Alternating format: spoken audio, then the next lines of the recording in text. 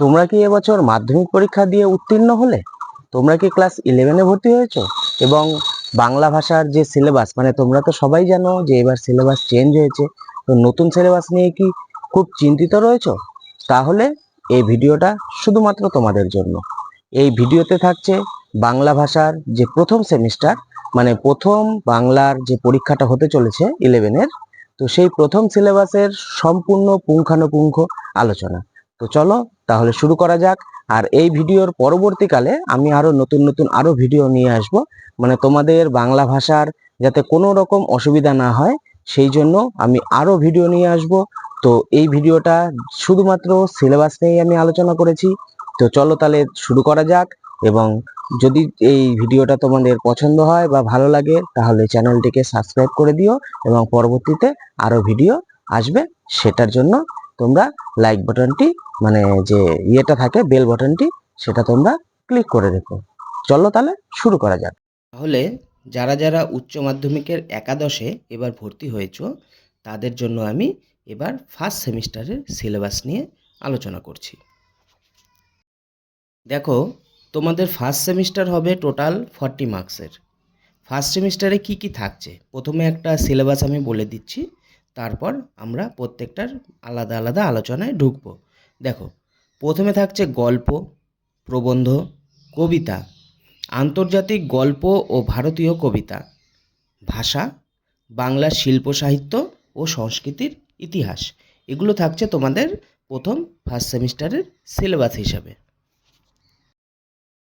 প্রথম যে গল্পটি থাকছে ফার্স্ট সেমিস্টারে সেটি হলো পুঁইমাচা, বিভূতিভূষণ বন্দ্যোপাধ্যায়ের লেখা। এখান থেকে 8টি শর্ট কোশ্চেন থাকবে। তাহলে এটা গেল হচ্ছে 1 × 8 = 8।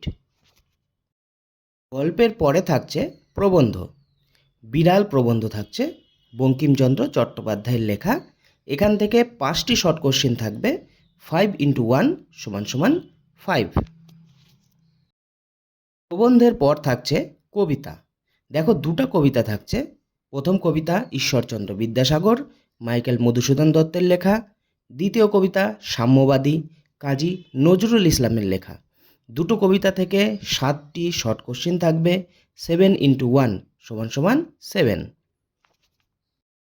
পরবর্তীতে থাকছে আন্তর্জাতিক গল্প ও ভারতীয় কবিতা। দুটি থাকছে এখান থেকে। একটি হলো বিশাল ডানাওয়ালা এক থুরথুরে বুড়ো, গ্যাব্রিয়াল গার্সিয়া মার্কেজের লেখা। 2 নাম্বার হচ্ছে চারণ কবি, ভারভারা রাওয়ের লেখা। দুটো থেকে টোটাল 5টি প্রশ্ন থাকবে। তাহলে 5টাই শর্ট প্রশ্ন, 5 × 1 = 5। পরবর্তী দেখো টপিকটি, সেটি হলো ভাষা। ভাষা থেকে 4টি টপিকের ওপর থাকবে শর্ট প্রশ্ন। টোটাল 10টা প্রশ্ন থাকবে, 10টাই শর্ট প্রশ্ন। 1 নাম্বার টপিকটি দেখো, বিশ্বের ভাষা ও ভাষা পরিবার। 2 নাম্বার বাংলা ভাষার উদ্ভব ও ভাষা পরিবার। 3 নাম্বার ভারতে প্রচলিত ভাষা পরিবার। 4 নাম্বার বাংলা ভাষার বৈচিত্র্য। এই যে 4টি টপিক, 4টি টপিক থেকে 10টি শর্ট প্রশ্ন থাকছে। পরবর্তী যে টপিকটা সেটি হলো বাংলা শিল্প সাহিত্য ও সংস্কৃতির ইতিহাস। এখান থেকে প্রাচীন বাংলা সমাজ ও সাহিত্য থেকে আসবে 5টি শর্ট প্রশ্ন। তাহলে 5টি শর্ট প্রশ্ন থাকছে এখানে।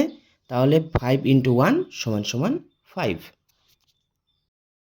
থ্যাংক ইউ সো মাচ তোমরা এতটা সময় দেওয়ার জন্য।